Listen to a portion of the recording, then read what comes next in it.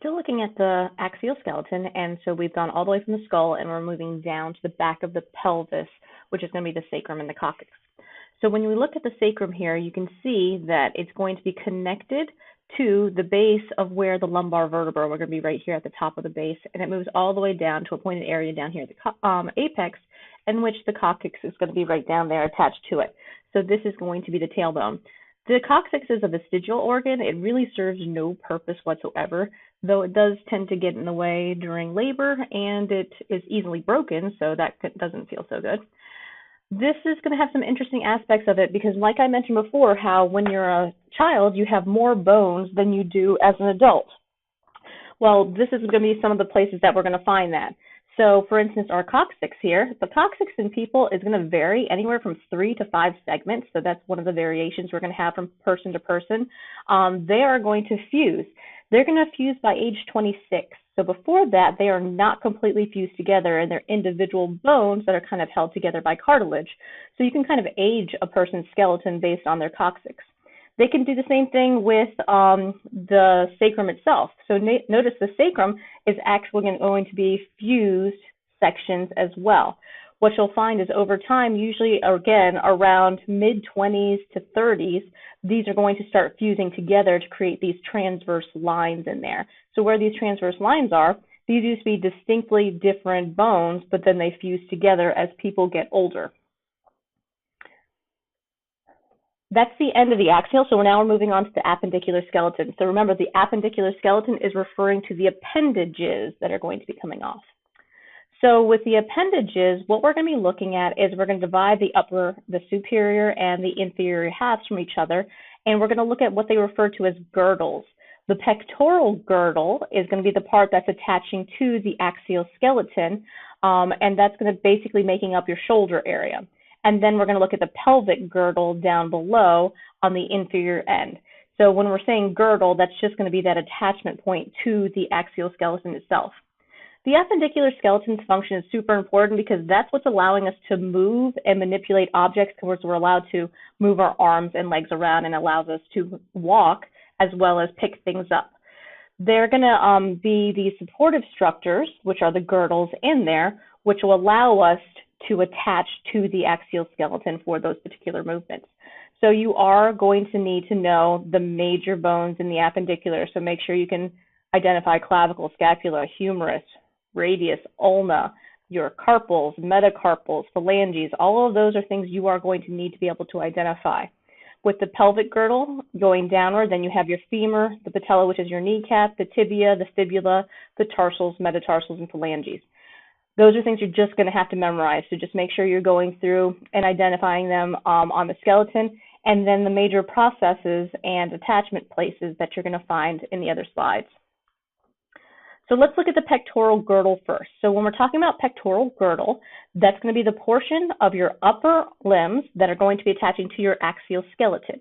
So remember, your axial skeleton was your skull, your vertebral column, your rib cage, and this is where we're going to be attaching inward. So the two major bones that we are going to have associated with our pectoral girdle are going to be your scapula, which people call your shoulder blade. It's not my highlighter. There we go. The scapula, ooh, that was ugly. And the clavicle. So the clavicle is going to be your collarbone. So notice the clavicle itself is going to attach to your sternum, specifically to the manubrium within your sternum. Manubrium is that flat base section here. Of course, you have the body and then the xiphoid process, which is not shown down here. The scapula itself is going to be attached to the clavicle, and then on the back side to where the ribs are going to be over here. So let's look at the clavicle. The clavicle is going to have this S shape to it if you're looking above it. So this is a superior view. Notice it's going to have an acromial end. The acromial end is so named of this because it's going to be right here. It's attached to the acromion of your scapula. So that's why it's called the acromial end. And then the other end is going to be your sternal end. Sternal end because it's attaching to your sternum. So that you can see those two attachment points that are going to be in there, one of which is anchoring it to the axial skeleton, the other of which is attaching it to the other part of the pelvic girdle. So functionally, again, this is going to give you a little bit of movement, because if you actually go and feel your collarbone where it's attaching to your sternum, and then move your arm outward and then inward, you can actually feel it sliding against here. Most people don't think of a lot of movement in here, but you do. You have some movement in here that allows it to attach to the axial skeleton and gives it support, but it still allows you to move at your shoulder joint over here. So that's your shoulder joint or your pectoral girdle. What I've done here is I've taken two different sections because your textbook goes through, you know, all the arm bones, and then it goes through the pelvic girdle and then the leg bones as well. I want you to look at the similarities that you have between looking at your upper limbs and then your lower limbs. So here on the left side, these are going to be your arm bones, and then over here is going to be legs. Now, these are not to scale. These are just fitted so I can put them onto the slide together, so your arm bone is not longer than your leg bone. But what we're looking at here is notice the similarity in structure. So for the upper bone, you're going to have a single bone that's comprising that piece. So here we're looking at the femur, one long bone right here. Femur is your longest, strongest bone in your body.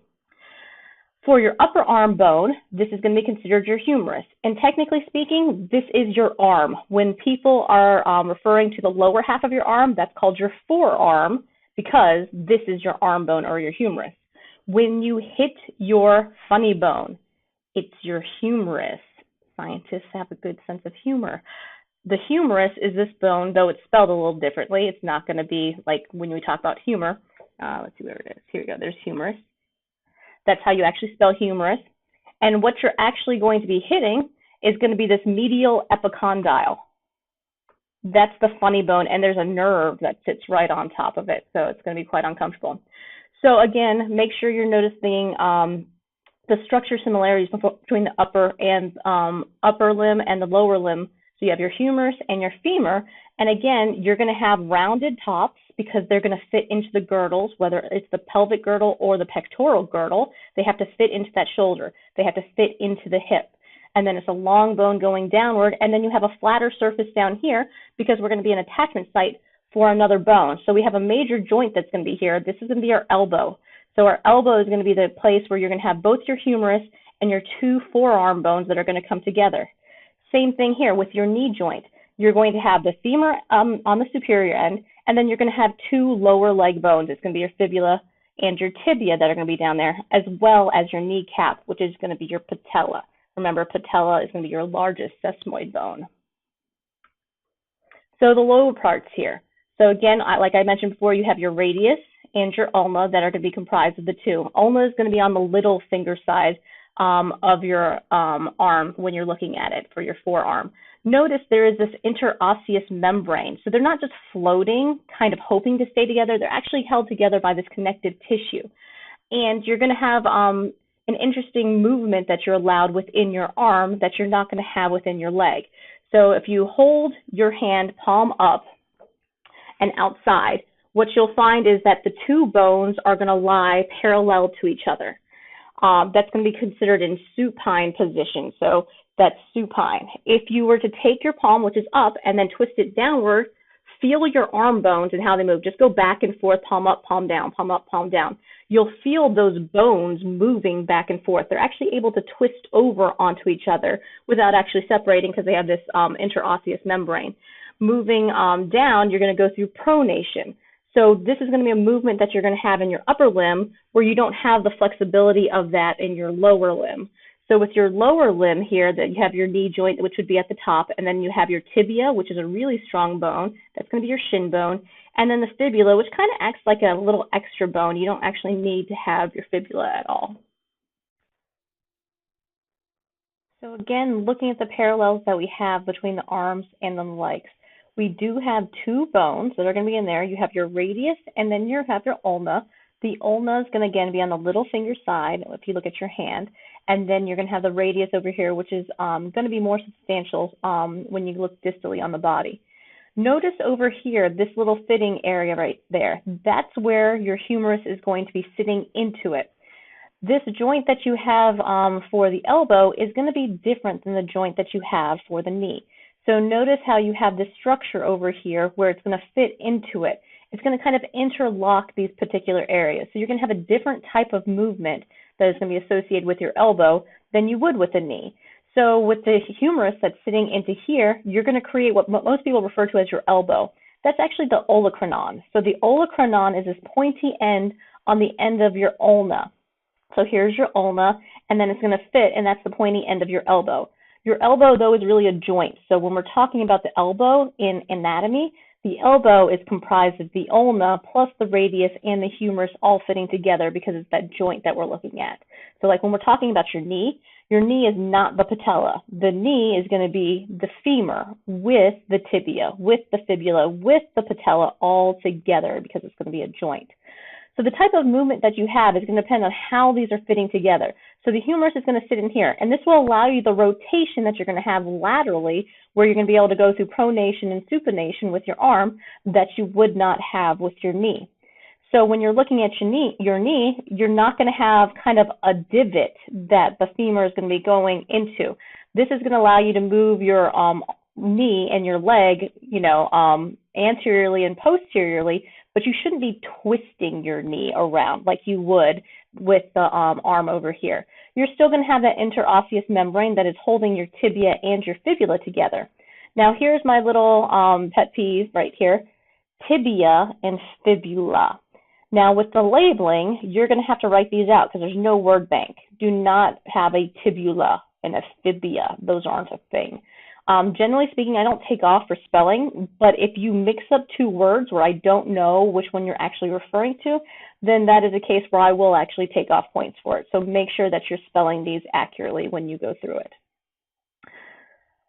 And then when we look at the hand versus the foot, again, super similar in terms of what they're doing and the different parts that you're going to have. So when we're looking at our wrist is going to be comprised of the radius and the ulna coming in to form this joint with what we refer to as the carpals. So the carpals are these little cube-shaped bones, the short bones that are making up the wrist area. Similarly, on your foot, you're going to have the radius, the tibia and the fibula coming in, and then you're going to have your tarsal bones, or what people oftentimes refer to as your ankle bones.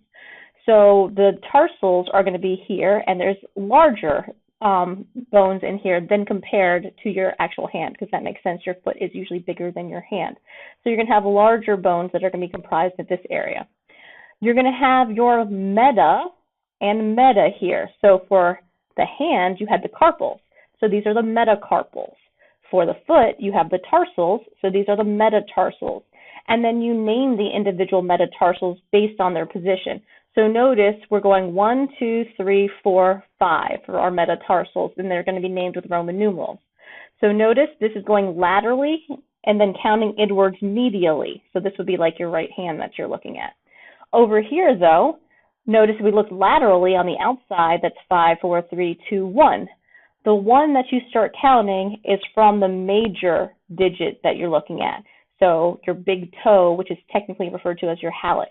You start counting from your big toe. So you're moving medially to laterally. With the hand that we're looking here, because this would be like anatomical position, here's our thumb, which is called our pollex.